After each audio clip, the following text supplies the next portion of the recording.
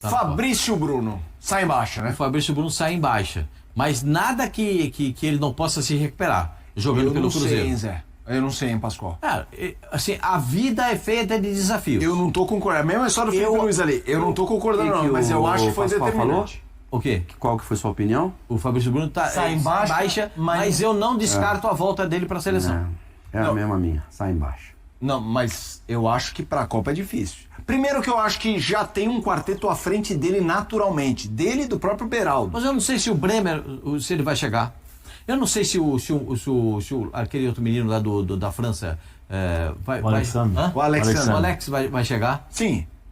Mas eu acho que estava à frente do Fabrício Porque Bruno, não? esses dois, nas duas últimas convocações, nós ficamos esperando por eles e eles não foram. Sim. Então, eu não sei. Eu acho que o Fabrício Bruno, eu não descartaria.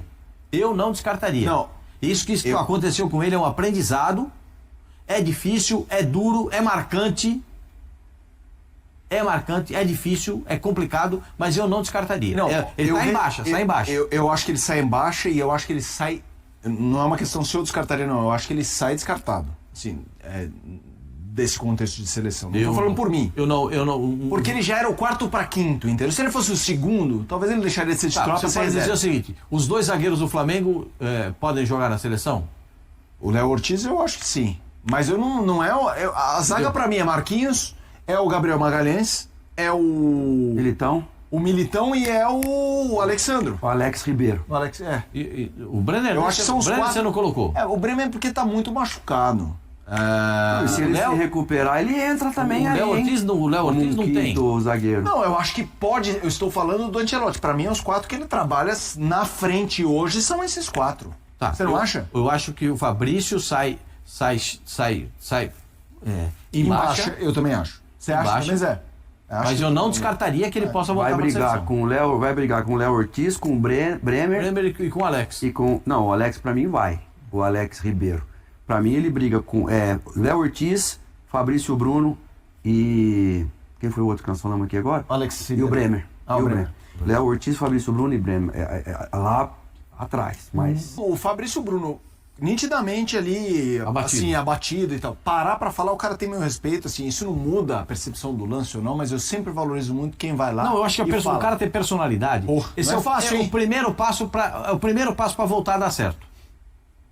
Por quê? Porque ele foi lá e realmente estava emocionado, estava muito chateado com o acontecimento. Aconteceu, não foi um lance só, foram dois lances. A crítica em cima o primeiro lance poderia ter feito melhor. Um bico na bola tem o seu valor, como disse o Zé. Sim. Né? Eu também digo sempre o seguinte: o zagueiro não pode brincar com a bola. Zagueiro e goleiro não podem brincar com a bola. Eles têm que se livrar da bola.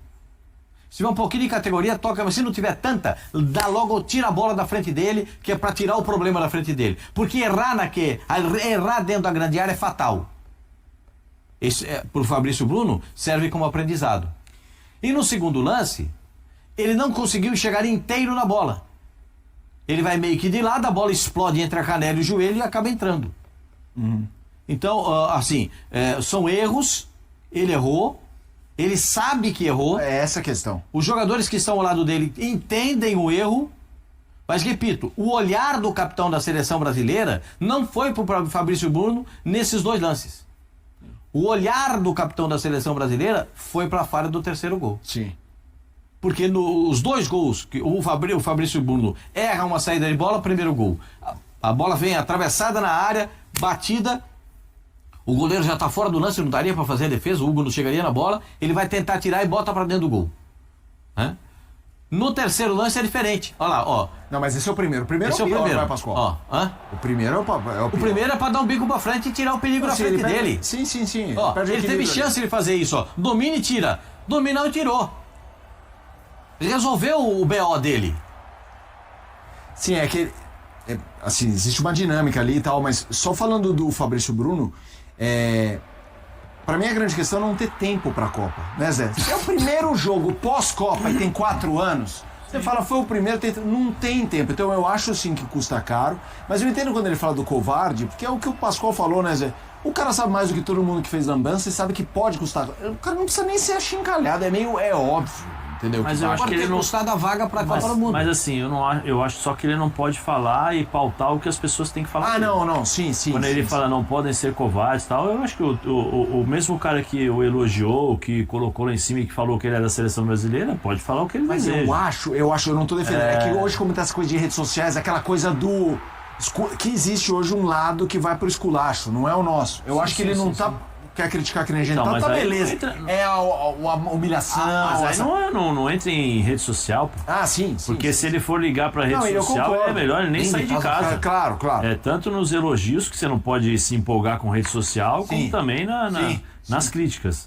Eu acho assim, que é legal ele sair, falar, olha, pô, errei, ninguém vai me definir como jogador por causa de um erro e tal. Eu acho que perfeito tudo. Mas assim, mesmo na fala dele, ele não deixou o tom, né? Às vezes dá um tom meio... porque eu sou isso, eu sou aquilo, porque... Calma, você errou, beleza, tranquilo, baixa um pouquinho. Você não precisa, ao mesmo tempo que você está ali, querer se defender e dar porrada ou mostrar uma atitude. Calma, a gente já sabe, a gente já viu como ele funciona como jogador. Por quê? Porque ele dá margem para o cara que não gosta dele falar assim, mas você não falou que você era o cara mais rápido? Você não falou que no 1 contra 1? Você não falou...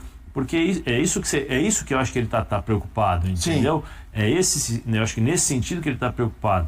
Mas faz parte, eu acho que o erro faz parte, todo mundo erra.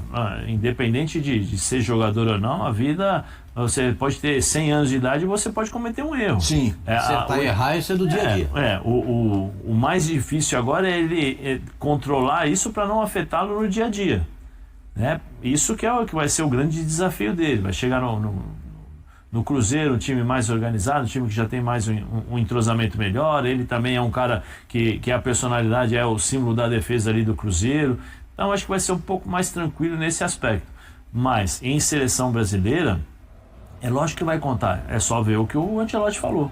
E agora daqui pra frente ele não vai poder piscar no Cruzeiro, na zaga, que qualquer erro que ele cometer no Cruzeiro vai refletir na seleção brasileira. Ele vai ter que ser o melhor jogador sempre. E como que ele vai conseguir se levantar disso aí? Num próximo jogo na seleção brasileira, se ele entrar, e se ele pegar uma seleção que não é o Japão, que é uma seleção de cara que pesado. E aí, como é que ele, Fabrício, vai acontecer um novo erro? Ou ele vai conseguir sobressair e passar uma borracha em tudo isso aí? Em relação ao Fabrício Bruno, a concorrência é muito acirrada. O cara tem a grande chance, ele joga no Brasil, tem a grande chance de cravar um lugarzinho ali, pelo menos, né, deixar uma pulga, uma semente no treinador, e comete esses erros. Foram, né, um gol contra e uma entregada. Ele que é um jogador muito confiante, muitas vezes tem uma postura até arrogante, o Fabrício Bruno. Chorou depois da entrevista, mas falou, espero que não sejam covardes de me crucificarem e tal. O fato é que ele praticamente enterrou o seu sonho de ir para uma Copa do Mundo com a partida de hoje. Talvez não só ele, mas acho que vai ficar muito marcado em cima dele. Eu acho que o técnico fez questão de dizer que uma coisa é o erro individual e nitidamente ele se perde no jogo até o final e não consegue mais. Só que teve um efeito coletivo aquilo, né? O time inteiro se perdeu. A confiança do time, é isso que o Massini fala, como foi pro ralo. E aí você começa a ter quem há poucos jogos da Copa do Mundo precisava desse jogo para ganhar pontos, praticamente não pode contar com ele. Isso além do Fabrício. Eu acho que tem uma lição aí, o Ancelotti falou várias vezes, hein? Lição, aula que ele está dizendo, não é exatamente uma aula futebolística, mas uma lição. Que acho importante ele, com a sua experiência, frisar, porque o time brasileiro, ele tem coisas interessantes, mas ele é um time com limites claros. Ele não tem craque. E a partir do momento, sabe o que me deu a impressão? O 2-0 do intervalo, ele foi um 2-0 diferente do intervalo da Coreia, porque a Coreia estava batida e o Brasil não precisou se esforçar para fazer 2-0. Nesse jogo, o jogo não estava fácil. E o Brasil encontrou 2 gols em jogadas muito bem trabalhadas. A minha impressão é que no vestiário chegou lá, opa, vamos lá, o Vinícius já no final do primeiro tempo começou a tentar dar umas carretilhas. Tá. Esse time não tem condição de fazer isso. Esse time joga 100% o tempo todo, inclusive com os 3 atacantes voltando para marcar, ou ele é muito comum. Ele pode ser um bom time, mas ele é comum. Ainda mais com uma linha de defesa dessa. Porque, com todo o respeito, Hugo, PH, Fabrício Bruno, Beraldo e Carlos, é um nível bem comum, né? Sim. Do que a gente está falando. Sim. E aí eu acho que o principal olhar era para os jogadores que atuam no Brasil. Não é só o Fabrício Bruno, é o Hugo, que ganhou uma oportunidade, que às vezes é uma oportunidade ou uma roubada, dependendo da situação. E o PH também, porque o PH ele é absolvido pelo gol, que é um golaço. Mas o PH, o que ele é? Ele é praticamente o Zé Carlos 98. É um cara que ataca, e era a mesma situação, não tem lateral. Que ataca muito bem, que vai fazer gol, mas que tem uma dificuldade em defender grande. E no segundo, não sou eu que vou falar, o técnico tá vendo. Ele defender no segundo tempo, de fato, foi muito difícil. Então, eu acho que não é só o Fabrício Bruno que perdeu pontos aí, não, nessa história. Na próxima data FIFA, o Ancelotti pode chamar o Léo Ortiz. Aí vai que o Léo Ortiz faz uma grande partida. No fim das contas, você vai levar quem? O Fabrício Bruno, que acabou falhando. E assim, o grande problema do Fabrício Bruno nesse jogo não foi a falha em si. Foi a forma como ele teve que lidar com a falha. E ele sentiu muito o golpe. É verdade. Isso me chamou muita atenção, porque o Fabrício Bruno é um cara que tem muita personalidade.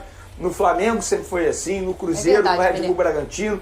Por onde ele passou, ele foi sempre muito, como que eu vou dizer? Um cara mental forte. Mental forte, exatamente. E no clube, ele tem a chance de, numa quarta-feira ele falha, no final de semana ele tem a chance de ele se redimir. Na seleção brasileira, não. Era a chance da vida dele e eu acho que ele sabe disso. Porque na entrevista após-jogo ele deixou isso e chegou até a se emocionar. A gente vai mostrar depois você falar. Então ele percebe isso. Só que ele fez um pedido ali que eu acho perfeito. Não dá pra você tratar um jogador por conta desse lance. Tem que fazer o estudo dele, todo o histórico dele como jogador profissional. Na seleção brasileira, esquece. Eu acho que Copa do Mundo, eu não acredito ele sendo convocado, assim como eu não acredito no Carlos Augusto sendo convocado. Hugo Souza, eu acho que saiu muito atrás nessa briga aí com o Bento, porque de fato ele falhou. Sentiu muito também o mental dele, a gente pôde ver ele tendo dificuldade depois do jogo. Ele quase entregou um quarto gol para a seleção japonesa. Mesmo com a ausência importante de Fabrício Bruno na defesa, o Cruzeiro tem em suas mãos a oportunidade de fazer mais uma grande atuação diante do rival Atlético Mineiro,